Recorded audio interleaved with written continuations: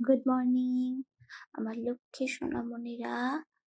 I hope so তোমরা সবাই অনেক ভালো আছো। আজকে আমাদের ক্লাস হচ্ছে খালি ঘর পূরণ করো। খালি ঘর পূরণ করো। তোমরা তোমাদের CW বইয়ের পেজ নাম্বার 4444 4444 নাম্বার পেজটা বের করো। আজকে আমরা খালি ঘর পূরণ করব এবং এই খালি ঘর পূরণের প্রত্যেকটা শব্দই তোমাদের জানা। এতদিন আমরা 2 বর্ণের শব্দ পড়েছি, ছবি দেখে শব্দ লিখেছি, ওখান থেকেই আমি খালি ঘর পূরণগুলো দিয়েছি যেন তোমরা খুব সহজেই পেরে যাও। কারণ 2 বর্ণের শব্দগুলো তোমরা শিখে গিয়েছো, তারপর ছবি দেখে শব্দগুলো এগুলো তোমরা বানানো অনেকটা শিখে গিয়েছো, তাই আমাদের খালি ঘর পূরণটা করতে একদমই কষ্ট হবে না। তবে হ্যাঁ, একটা কথা আমি তোমাদেরকে বলেছিলাম যে যখনই আমরা লেখাপড়া করব তখন অবশ্যই আমাদের বাংলা যে বর্ণের যে 4টা স্বরবর্ণ এবং ব্যঞ্জন বর্ণের যে 4টা সেটা অবশ্যই আমরা সামনে নিয়ে নিব। তাতে কি হবে, আমাদের লিখতে এবং বানান করে জিনিসটা খুঁজে খুঁজে বের করে লিখতে এবং শিখতে অনেক সুবিধা হবে। ঠিক আছে? তো আমি যথারীতি সেই 4টা সাথে নিয়ে নিয়েছি, তোমরাও নিয়ে নাও। হ্যাঁ, চলো প্রথমে দেখি তো কি আছে। সেটা হচ্ছে স্বরে আ, তারপর এখানে একটা খালি ঘর আছে। এই খালি ঘরে কি হবে, আমরা এটা দিয়ে একটা ছবি দেখে শব্দলিখন মধ্যে পড়েছিলাম। এই বানানটা তোমরা পারো, সেটা হচ্ছে আম। স্বরে আ ম আম, স্বরে আ ম আম। স্বরে আ তো দেওয়া আছে, ম কোথায় আছে? এই যে প ফ ব ভ ম, এই যে ম দেওয়া আছে, এই মটা শুধু হবে। যেহেতু আম বানান করতে স্বরে আ ম আম লাগে, মিস তো স্বরে আ লিখেই দিয়েছি, তো এখন শুধু আমাদেরকে মটা লিখতে হবে। তাহলে আমরা কি করব, খুব সুন্দর করে মটা লিখে ফেলবো, মাত্রা দিব। হ্যাঁ, আমরা এটার সাথে লাগিয়ে মাত্রাটা দিয়ে ফেলবো, তারপর খুব সুন্দর করে মটা নাইস করে লিখে দিব। ঠিক আছে, হয়ে গেল ম আম। আচ্ছা, এরপরে দেখো ক খালি ঘর দন্ত স, ক খালি ঘর দন্ত স। এটাও ছবি দেখে শব্দ লিখার মধ্যে শিখেছিলাম, সেটা হচ্ছে কলস। ক ল দন্ত স কলস, ক ল দন্ত স কলস। ল এখানে কি লাগবে, ক ল, ল লাগবে। ল কোথায় আছে? এই যে অন্ত্যেষ্টিয় জ বর্ষণ ল, এই যে ল। আমি এখন এইখানে লটা লিখবো। এই ক থেকে মাত্রাটা টেনে দন্ত স পর্যন্ত টানিয়ে দিব। ঠিক আছে, এরপরে এখানে খুব সুন্দর করে নাইস করে একটা এই এই এই যে আমি লটা লিখে দিলাম। আমি একটু দূর থেকে নিই যেন ঘোলা না লাগে। দেখতে পাচ্ছ কি সুন্দর করে লটা লিখেছি? তোমরা কিন্তু এরকম সুন্দর করে লিখবে। তারপর আছে কি ব, ব দেওয়া আছে। এখন এই খালি ঘরে আমরা দেখো ব দিয়ে অনেকগুলো জিনিস পড়েছি। ব ক বক পড়েছি, ব রসুই বই পড়েছি। ঠিক আছে, এখন তুমি যেইটা খুশি সেটাই লিখতে পারো, আমি তোমাদেরকে কিছুই বলবো না। তোমরা যেইটাই লিখবে সেটাই উত্তর হবে। বক লিখলেও রাইট, বই লিখলেও রাইট। এছাড়াও যদি তোমরা অন্য কোনো শব্দ লিখো যেটা ব দিয়ে হয় কিন্তু কাটচিহ্ন ব্যবহার করা যাবে না, শুধুমাত্র 2 বর্ণ দিয়েই হবে, সেটাতেও তোমাদেরকে নাম্বার দেওয়া হবে। ঠিক আছে, তাহলে আমি না আজকে ব ক দেখি, শুধু ক। ব ক ব, ও ক কোথায় আছে?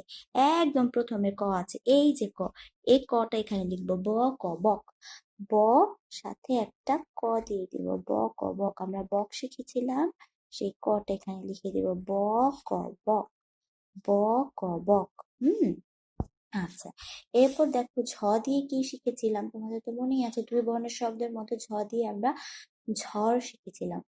অনেক কালো মেঘ হয়ে বাতাস হয়ে যখন অনেক ঝড় বৃষ্টি হয়, অনেক বাতাস হয়, মেঘটা আকাশে মেঘাচ্ছন্ন হয়ে কালো হয়ে যায় এবং বজ্রপাত হয়, তখন সেটাকে ঝড় বলে। তো ঝড় লিখতে ঝড় ডয় শূন্য র হয়।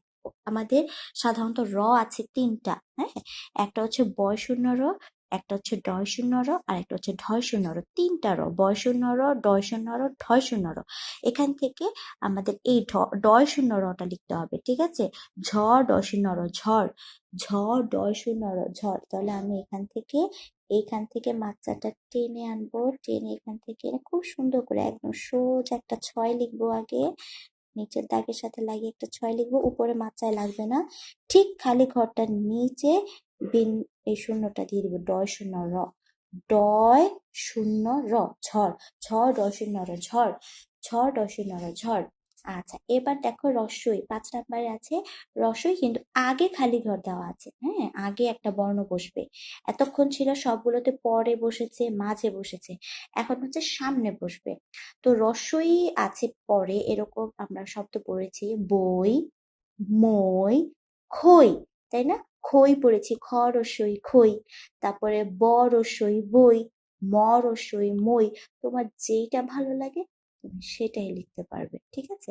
কোনো সমস্যা নেই, তোমার যেইটা ভালো লাগে তুমি সেটাই লিখবে। তো আমি যেহেতু একবার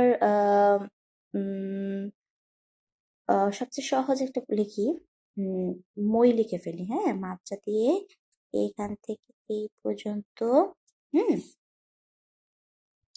এখান থেকে এই পর্যন্ত একটা মাত্রা দিব, দিয়ে এখানে আমি ম লিখে দিব। তোমাদেরকে আমি আবারও বলছি, তোমরা ব রস্বই বই লিখলেও রাইট হবে, খ রস্বই খই লিখলেও রাইট হবে, এবং ম রস্বই মই লিখলেও রাইট হবে, ঠিক আছে?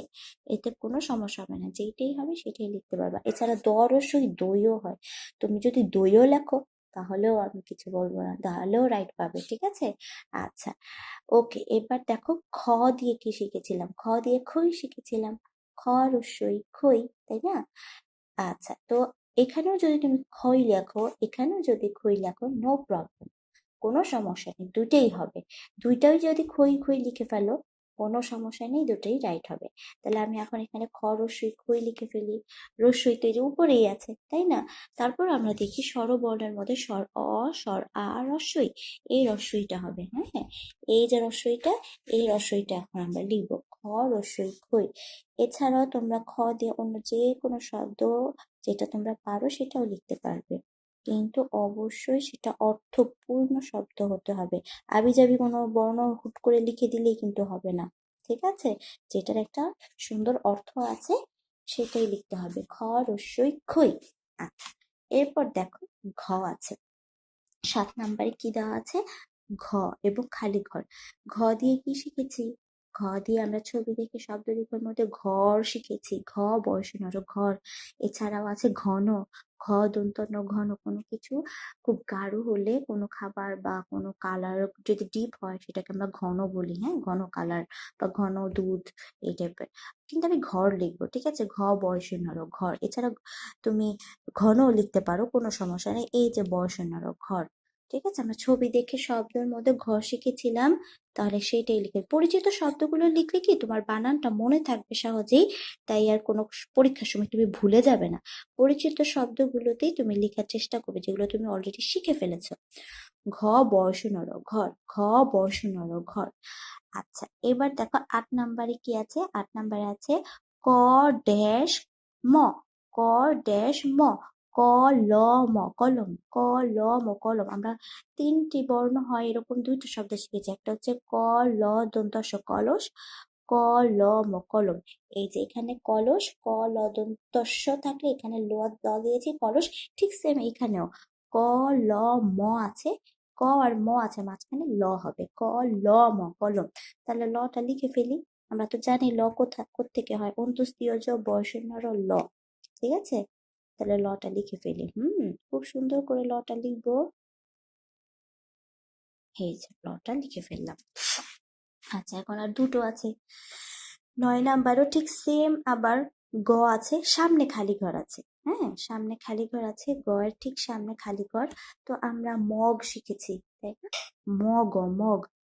তাহলে ছবি দেখে শব্দ লিখার মধ্যে একটা ম ছিল। আচ্ছা, মটা কই আছে? প, ফ, ব, ভ, ম। এই যে ম। আম লিখতেও কিন্তু মটা লাগে, আবার এই যে কলম লিখতেও মটা আছে। কত জায়গায় ম, তাই না? আচ্ছা, এখন দেখো এই মাত্রাটা কিন্তু অল্প এতটুকুই হবে।